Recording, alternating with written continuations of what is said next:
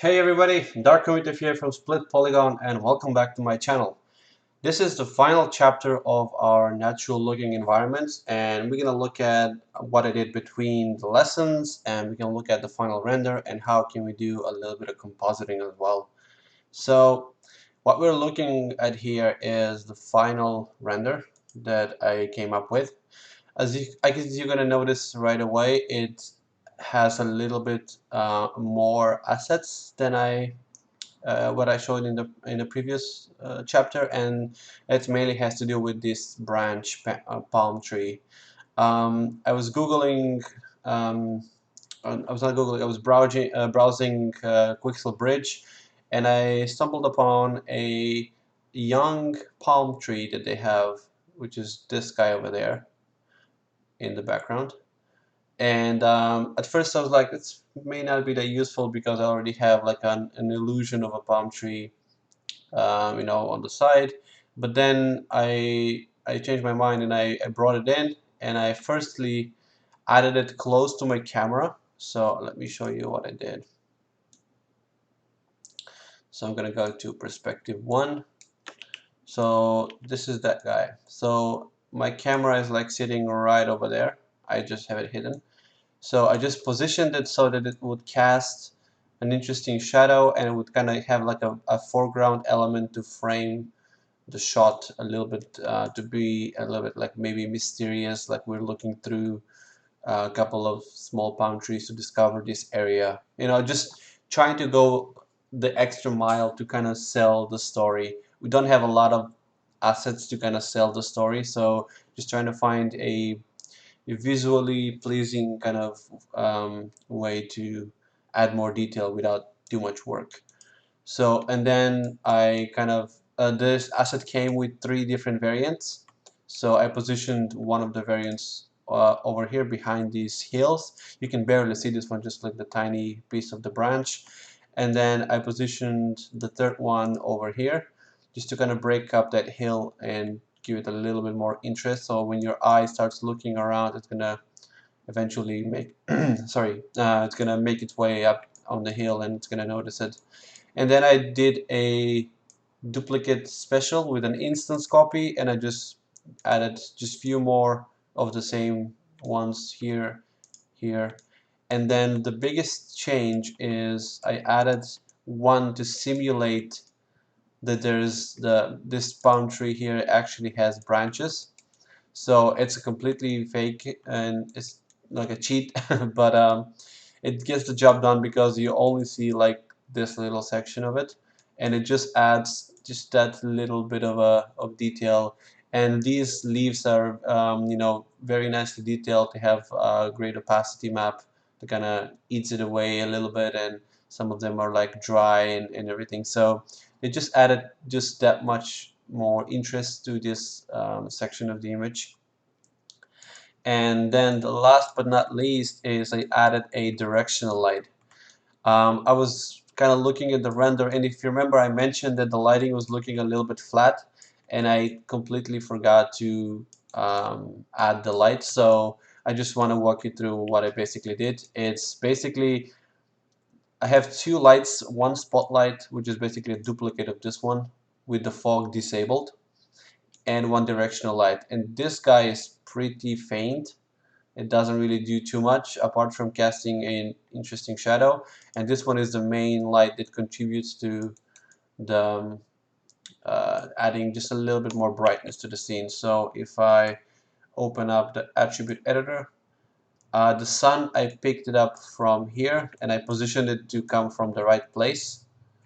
Um, Technically, if you were to follow this HDRI, the angle of this should be different, but I just found that this works well for my scene, and we cheat a little bit. So yes, and I have angle on the directional light set to 0.5, and what that does is when you have a directional light, these shadows that you get, they're gonna get razor sharp. And all these shadows in the distance, they were razor sharp, and I wanted to soften them up a little bit. And the way you soften the shadows on the directional light is by increasing the angle attribute. That's by default set to 0. So I tried 1 and that was too soft, and then I kind of settled around 0.5. So that directional light gave me all of these interesting directional shadows, which I was missing from the HDRI, but it was not casting the proper shadow from this fake palm tree over here. So what I basically did is I duplicated this guy one more time and rotated it around and added a spotlight. Now this spotlight has a very focused angle, and it's a very soft penumbra, and what that means is if I go into, so you have the cone angle and the penumbra angle. The cone angle pardon me, determines the wideness of this cone. So if I copy this number so I don't lose it, and if I change this, you're gonna see it basically changes how much of this light will affect the scene. So this is gonna how much is that gonna affect, and the penumbra angle is when the rays from this light hit the ground, they're gonna project this shape on the ground. It's gonna like a projected disc. So that disc projection is gonna be very sharp, kind of similar to that angle attribute that we saw over here. So the penumbra angle just softens that transition of the projection. So where the light stops, you know, you're not gonna get like a cutout of a light, but it's gonna get like a gradient. And then I also increased the radius to 0.5, and the radius is the exact same parameter as the angle is on the directional light. So this is just to soften the shadows. And apart from that, there's not much to it. I have exposure set to 17, and I was literally looking at this with the live render turned on, and I was tweaking these settings until this spotlight and this directional light they lined up in intensity. So I had to dial this one quite a bit down because it was making this area a lot more exposed, and I didn't really want it to kind of jump too much. That's one way to kind of, if you want to stylize your renders a little bit, uh, or like you want to do like a fantasy setting, you can do stuff like this where you can just have light shining in one area and everything else can kind of be slightly darker. So you kind of obviously telling the audience where to look. And apart from that, that was pretty much all the changes that I've done after we left off. I didn't do any other work on scattering or anything else on shaders. So we're just adding these plants and adding those two lights. And now we're going to talk about render settings a little bit. I didn't do anything crazy. Again, I didn't do any AOV passes, compositing, all of that. I wanted to keep this as simple as possible. So these parameters in the sampling, in the render settings, they control how much noise your render gonna have. So you have, as you remember from our shader discussion, you have a diffuse, specular, transmission, SSS, and volume. So these parameters control how much samples Arnold gonna give to each of those components for every shader in the scene. This is like a global setting, right? So let's say you have a lot of water in your scene. So that would make sense to amp the transmission samples to like maybe 3 or 4 because you have a lot of refraction going on. Okay, in this case particularly, I don't have any refraction going on actually at all. I don't think I have. So I just kept all of these at default, and these guys, if you start adding samples here, you're gonna start to see that the samples over here are gonna change. But here's an interesting thing: the diffuse sample is set to 3, but the total diffuse sample is set to 900, and that is because these camera AA samples get multiplied by the diffuse AA samples get multiplied by the light samples. So they kind of add up very quickly. So don't go too crazy. Don't start putting like 10, 20 in all of these because your render is never going to finish. Anytime you have an effect like motion blur or depth of field, something like that, you're going to need a lot of AA samples. So in order to compensate for the high AA samples that you're going to have to put to clean that up, you're going to start to drop some of these down. So a good rule of thumb is, for example, if I set up my scene with the AA samples of 3, and that looks clean, and then I add and then the diffuse is maybe set to 4 and specular is set to 6 or whatever. So let's say these are render settings that work well and it gives me decent result with fast render times. If I introduce depth of field in camera like we did, I'm gonna need to bump this up to 8 or 7 or something like that. But as soon as I do that, these samples for the diffuse and specular, they're gonna jump significantly. All right, so the more you increase these, the more you're going to start to decrease these guys so that they get back to like normal levels of samples. Hope that makes sense. I hope it's not that too confusing. So I bumped this one up to 10 and just let it render. I think it took about 1.5 hours for a 4K. I have 4K resolution, and that's pretty much all I did. And as soon as this guy was done, I just went File, Save Multi-Layer EXR, and I just picked the location, and that saved it to my disk. And with this, we can jump to Photoshop and see how can we composite this. Alright, so here is Photoshop. I'm going to use Photoshop for this one because I don't want to introduce Nuke to people who are like not compositing artists and they're not look dev. So as I said, try to keep things as minimal, as simple as possible for this tutorial.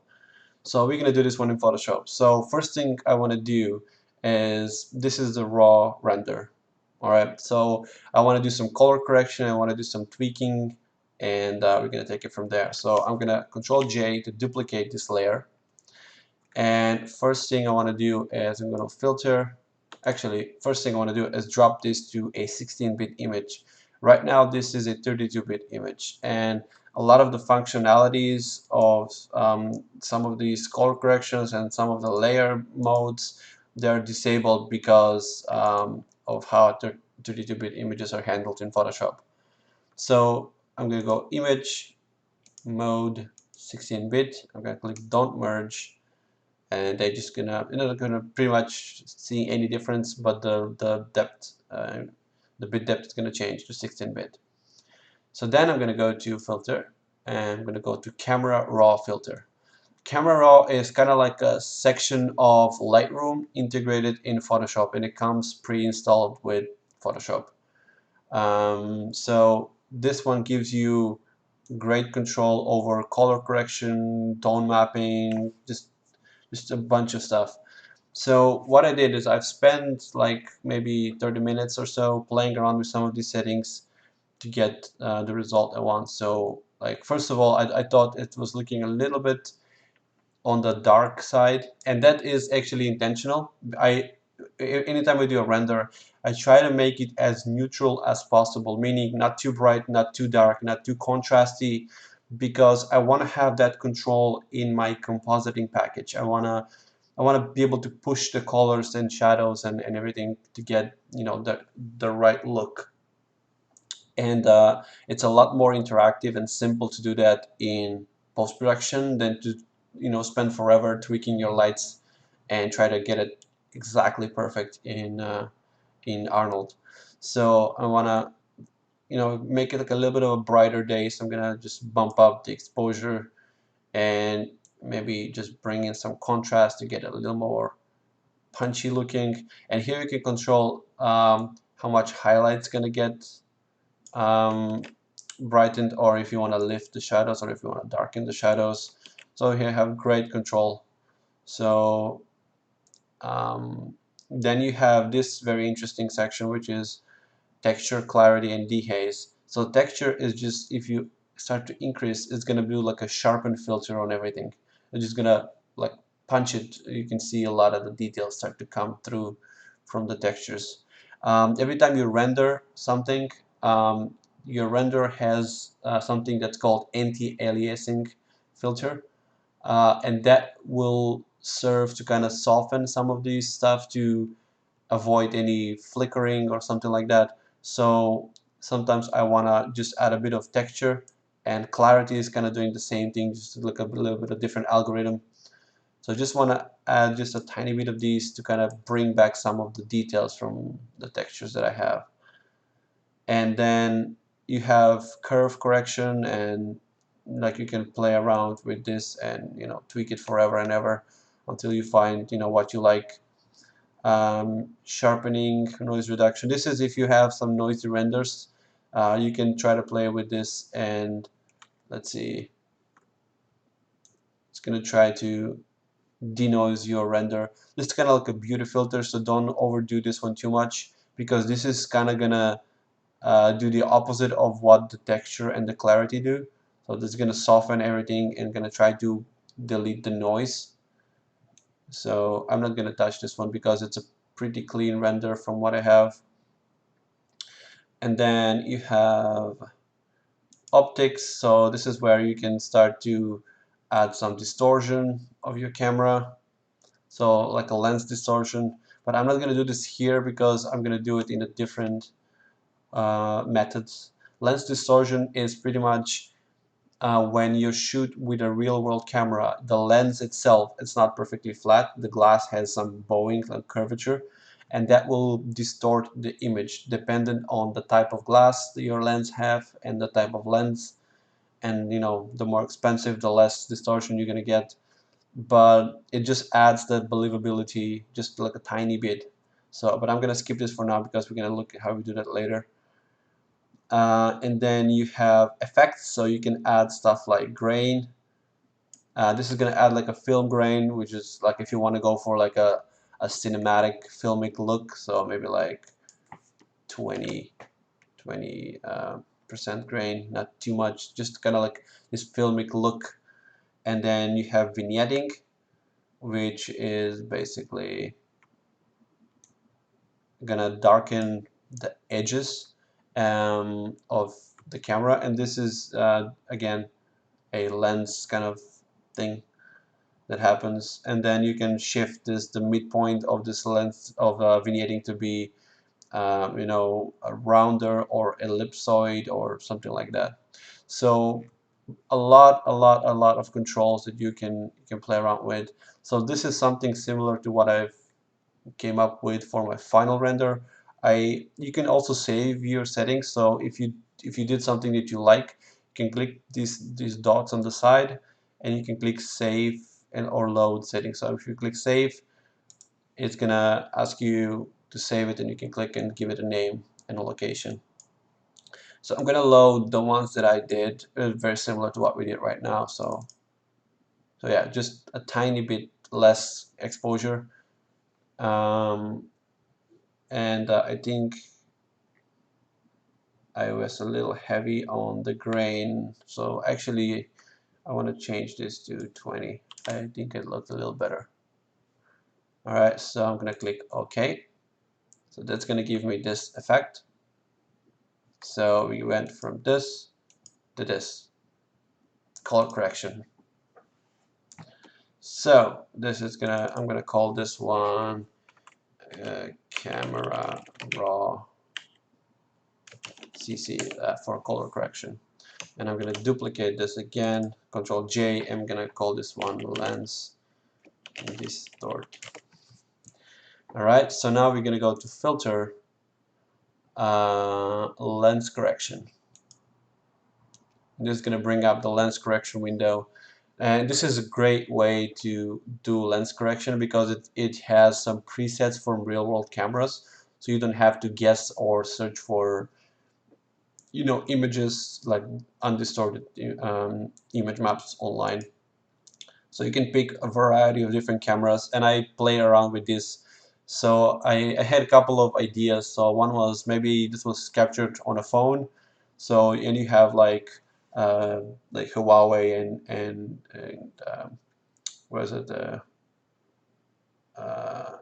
a Google Plus or in that kind of stuff, and a GoPros as well. So and I went with that look. But if you go for something like a GoPro, it's gonna distort the image significantly. And then you can pick the type of GoPro, for example, and it's gonna undistort it a little bit.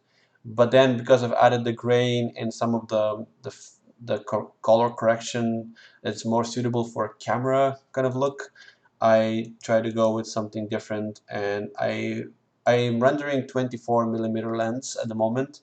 So I picked the Samsung camera, and on the lens model I picked um, the 24 millimeter f1.4. So this will distort the image, and I'm going to click OK. So if we go before and after, this is how this scene would look like if it was filmed on a real Sony with a 24mm lens.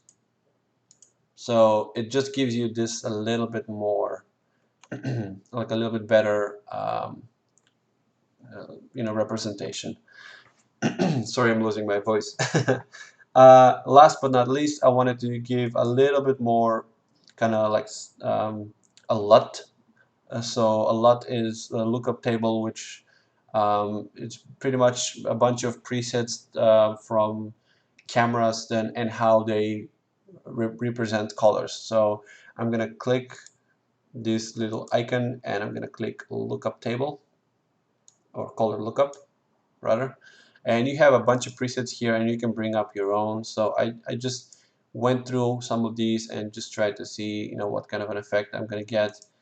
And I think I went with the Kodak, one of the Kodaks for my final. Let's see, yeah, this was the final. So Kodak 5218 by Adobe. So this is .cube file. So yeah, so you can pick your color correction, and this is the difference that's gonna make huge difference. So this would be the final image of this tutorial, guys. I hope you find it useful, and I hope you learned something, and feel free to comment and ask questions, and I'll try to come back to you as soon as I can.